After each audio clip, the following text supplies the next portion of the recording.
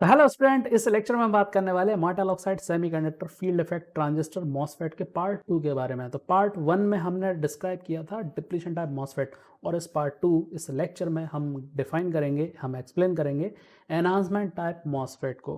तो जैसे हमने बात की कि जो मॉसफेट है इसके दो टाइप होते हैं, एक एनहांसमेंट टाइप मॉसफेट और दूसरा डिप्लीशन टाइप मॉसफेट।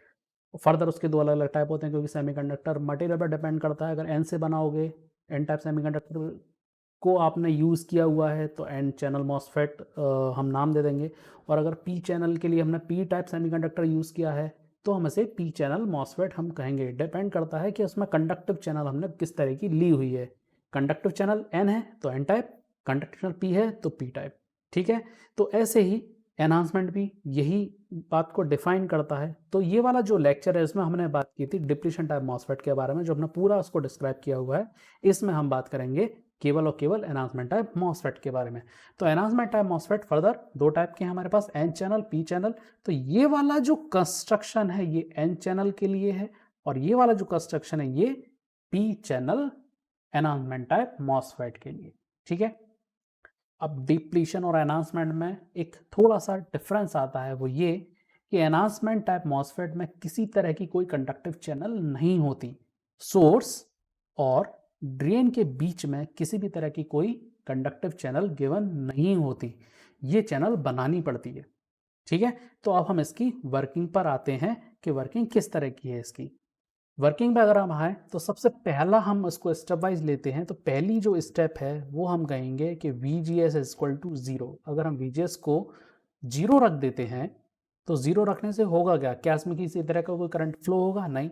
आप वी डी एस को भले ही कितना भी बढ़ाते रहें, वी डी एस को आप कितना भी बढ़ाते रहें, इसमें किसी तरह की कोई करंट कंडक्टिविटी नहीं होगी। क्यों? क्योंकि सोर्स और ड्रेन इसके बीच में किसी तरह की कोई भी चैनल गिवन नहीं है, और पी सबस्ट्रेट दोनों के बीच में एक हाई रेजिस्टेंस को प्रोवाइड करेगा, जिसकी वजह से कोई करंट इसमें फ्लो नहीं हो पाएगा। तो अब यहाँ पर सबसे पहली चीज कि यहाँ पे किसी भी तरह की कोई बिल्ट इन चैनल नहीं है, नो बिल्ट इन चैनल। ठीक है, तो VGS इक्वल टू जीरो पर किसी तरह का कोई करंट कंडक्ट नहीं होगा। अब यहाँ पर आपको करंट को लेकर के आना है, पिक्चर में लेकर के आना है, तो आपको एक एनहांस्ड कंडक्टिविटी के फिनोमेना को यहाँ पे जनरेट करना पड़ेगा। कैसे करना पड़ेगा? हमें यहाँ पर किसी भी तरह से एक चैनल क्रिएट करना पड़ेगी। चूंकि यहाँ पर एन टाइप सेमीकंडक्टर्स की हाईली डोपिंग की गई है, इसका मतलब यहाँ पे हमें इलेक्ट्रॉन्स चाहिए, और इलेक्ट्रॉन्स को जनरेट करने के लिए यहाँ पर या एक्यूमुलेट करने के लिए हमें गेट को पॉजिटिव करना पड़ेगा। ठीक है, तो क्या करना पड़ेगा? VGS creates a conductive channel that is enhancing current flow, और इसी वजह से इसको क्या बोला जाता है? एनहांसमेंट टाइप मॉसफेट बोला जाता है, क्योंकि अब आप इसमें करंट को कंडक्ट करवा रहे हैं। कैसे करवा रहे हैं? अब नेक्स्ट स्टेप में हम इसको देखते हैं। नेक्स्ट स्टेप में हम क्या करेंगे? वी जी एस को हम एक कांस्टेंट वोल्टेज रख देंगे। कांस्टेंट वोल्टेज मतलब एक ही वोल्टेज नहीं रखा जाएगा, क्योंकि हमें आईडीएस और वीडीएस के बीच के कैरेक्टरिस्टिक हमें देखनी है, वोल्टेज और करंट के बीच के हमें कैरेक्टरिस्टिक देखनी है। तो उस कैरेक्टरिस्टिक को एनालाइज करने के लिए वीजीएस को कांस्टेंट रखना पड़ेगा। पहले हमने 1 वोल्ट रखा, फिर हमने उसका एनालिसिस किया, फिर हमने 2 वोल्ट रखा, फिर एनालिसिस किया, फिर 3 वोल्ट रखा, फिर एनालिसिस किया। तो ये हमारे लिए कांस्टेंट, इसका मतलब है कांस्टेंट वोल्टेज, कि भाई एक एक वोल्टेज आप कांस्टेंट रखते जाइए और फिर आप एनालाइज करते जाइए। ठीक है, तो सबसे पहले हमने VGS को यहाँ पर पॉजिटिव टर्मिनल दिया हुआ है, यानी कि हमारा जो गेट है वो कैसा है? पॉजिटिव टर्मिनल का। अब पॉजिटिव टर्मिनल से होगा क्या? पॉजिटिव टर्मिनल की वजह से होगा ये कि पॉजिटिव क्या काम करता है? इलेक्ट्रॉन्स को अपनी तरफ अट्रैक्ट करता है। अब ये इलेक्ट्रॉन अट्रैक्ट होगा कहाँ से? पी टाइप सबस्ट्रेट से, क्योंकि पी में माइनॉरिटी क्या है? इलेक्ट्रॉन्स। तो यहाँ पर इलेक्ट्रॉन्स बनना शुरू हो जाएंगे या आना शुरू हो जाएंगे। ठीक है, इलेक्ट्रॉन्स यहाँ पर आना शुरू हो गए। तो अब क्या हुआ?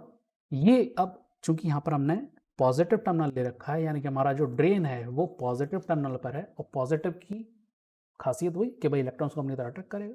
तो जब गेट पॉजिटिव था तो ठीक इसके नीचे इस इलेक्ट्रिक फील्ड की वजह से यहाँ पर जो इलेक्ट्रॉन्स थे वो यहाँ पर इकट्ठे हो गए।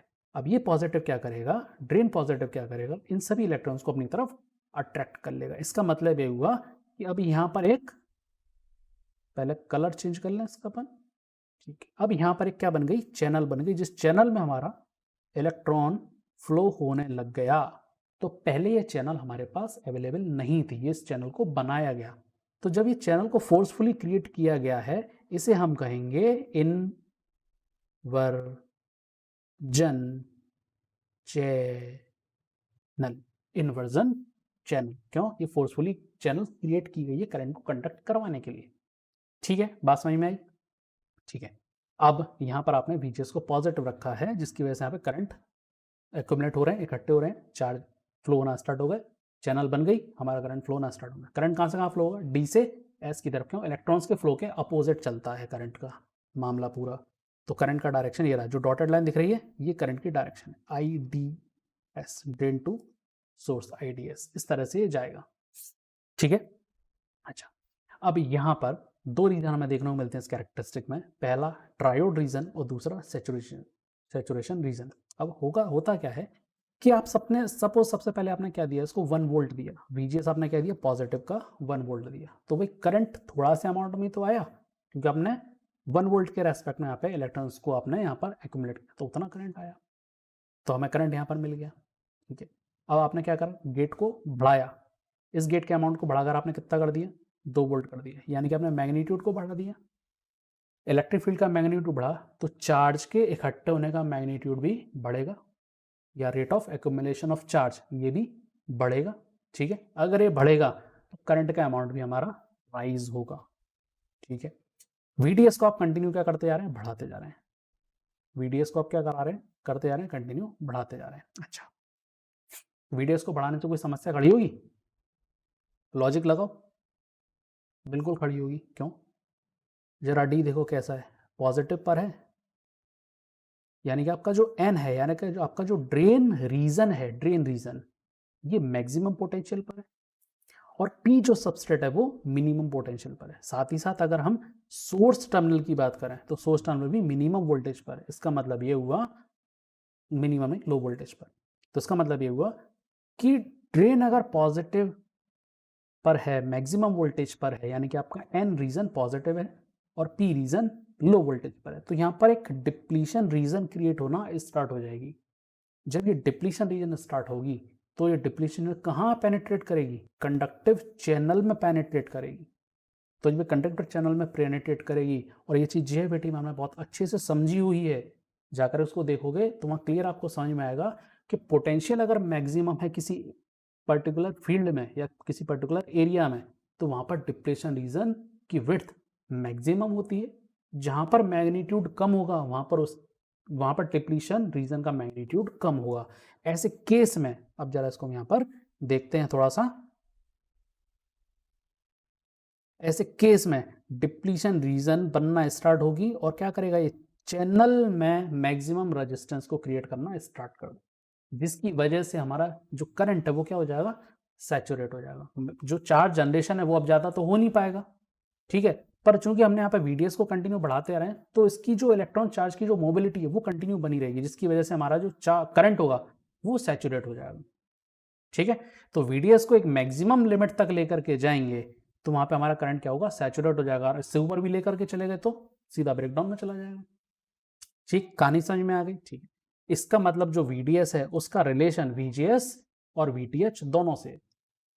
ठीक है, क्यों? क्योंकि आप कंडक्टिव चैनल को यहाँ पर क्रिएट कर रहे हैं, जिसकी वजह से करंट आपका फ्लो हुआ। इसका मतलब VGS हमें इतना मैग्नीट्यूड का VGS देना पड़ेगा जिस मैग्नीट्यूड पर ये चैनल क्रिएट होना स्टार्ट हो जाए, और इसी वैल्यू को हम बोलते हैं थ्रेशोल्ड वोल्टेज VTH। ये मस्ट है, अगर इस थ्रेशोल्ड वोल्टेज को हमने टच नहीं किया तो यहाँ पर कोई भी कंडक्टिव चैनल क्रिएट नहीं होगी।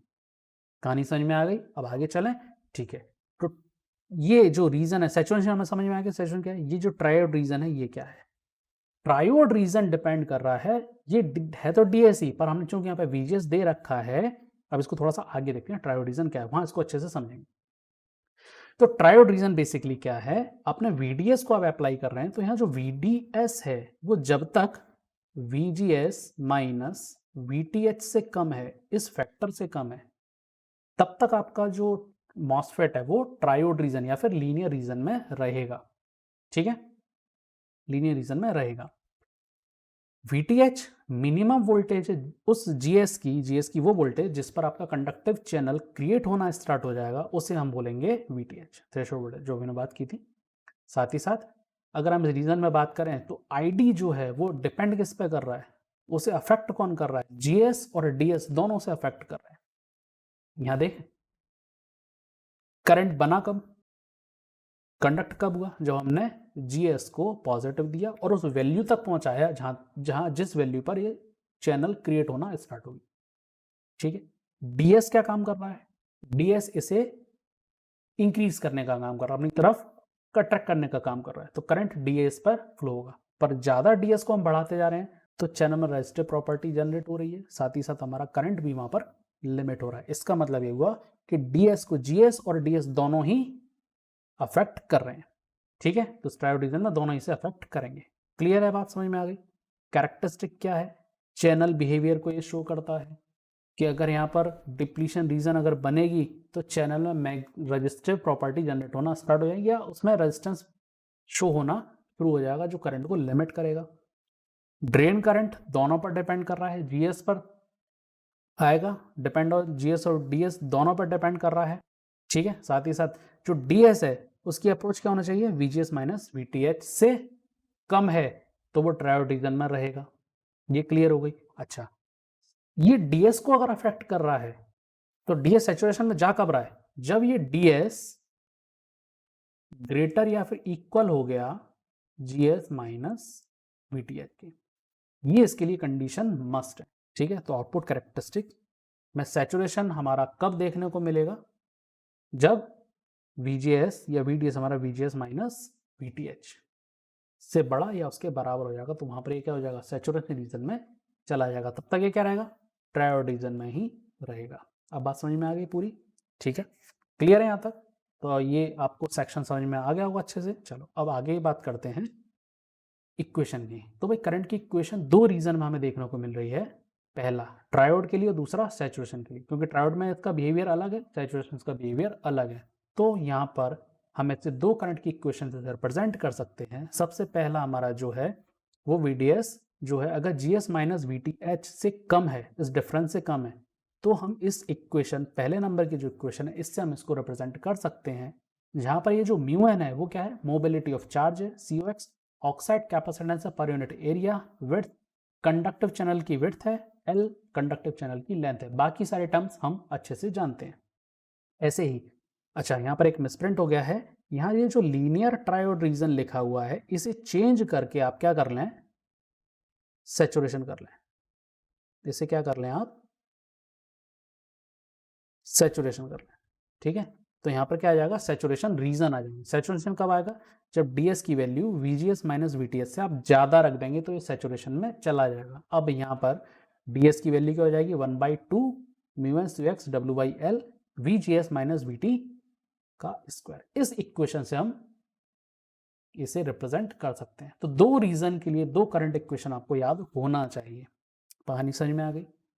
ठीक है, अब आगे हमने N चैनल की बात की, अब P चैनल की बात करें। अच्छा, क्या P चैनल पर बहुत ज़्यादा फोकस करना जरूरी है, शायद नहीं। हमने लॉजिक समझ लिया, जरा इसको देखो, हमने लॉजिक समझ लिया कि N की जगह क्या हो रहा है, P हो रहा है, P की जगह क्या आ रहा है, N आ रहा है, यानी कि सारी की सारी चीज़ें कैसी हैं, मिरर है।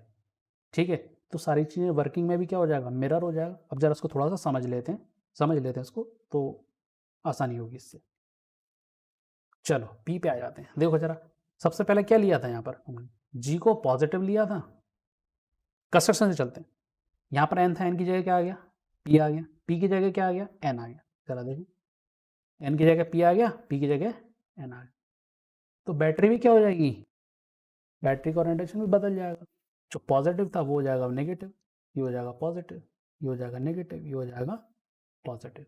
इसका रीज़न क्या है, इसका रीज़न है कि अब यहाँ पे हमें P चैनल चाहिए होगा करंट कंडक्ट करवाने के लिए। P चैनल में क्या होना चाहिए, होल्स होने चाहिए। अब होल्स चाहिए, होल्स कैसे मिलेंगे, सब आपने यहाँ पे नेगेटिव लगा दिया। पहली स्टेप VGS इक्वल टू 0, क्या कोई करंट फ्लो होगा, नहीं साहब, कोई करंट फ्लो नहीं, क्योंकि चैनल ही नहीं है। ठीक है, अब आप क्या करेंगे, VGS को अप्लाई करेंगे। अब VGS की रिस्पॉन्सिबिलिटी यहाँ पे चैनल क्रिएट करना, चूंकि ये P टाइप सेमीकंडक्टर्स की डोपिंग यहाँ पर की गई है, यहाँ पर डिफ्यूज़न किया गया है यहाँ पर, तो इसकी वजह से क्या होगा, हमें यहाँ पे होल्स चाहिए होंगे। अब होल्स कैसे कलेक्ट होंगे यहाँ पर, नेगेटिव चार्ज की वजह से, सॉरी नेगेटिव पोटेंशियल की वजह से। तो जो गेट है वो आपका क्या होना चाहिए, नेगेटिव पोटेंशियल का यहाँ पर होना चाहिए, इसलिए बैटरी का ओरिएंटेशन क्या हो जाएगा, रिवर्स हो जाएगा। नेगेटिव हो जाएंगे तो यहाँ पे क्या आ जाएगा, होल्स आ जाएंगे। पॉजिटिव चार्जेस, नेगेटिव क्या करेगा, इन पॉजिटिव चार्जेस को अपनी तरफ अट्रैक्ट कर लेगा, एक चैनल यहाँ पर क्रिएट हो जाएगी। तो यहाँ पर अब जो गेट टू सोर्स वोल्टेज वो कैसा है, गेट कैसा है, नेगेटिव है, तो क्या आ जाएगा यहाँ पर 1 वोल्ट माइनस का 2 volt minus 3 volt minus 4 volt, और सारे फिनोमेना ठीक वैसे ही चलेंगे। यहाँ पर भी क्या आएगा, ट्रायोड रीजन और सैचुरेशन रीजन यहाँ पर भी पिक्चर में आएगा। उम्मीद है यहाँ पर ये वीडियो आप अच्छे से क्लियर हो गया होगा। तो वीडियो को लाइक कर दें, शेयर करें और चैनल को सब्सक्राइब करना ना भूलें।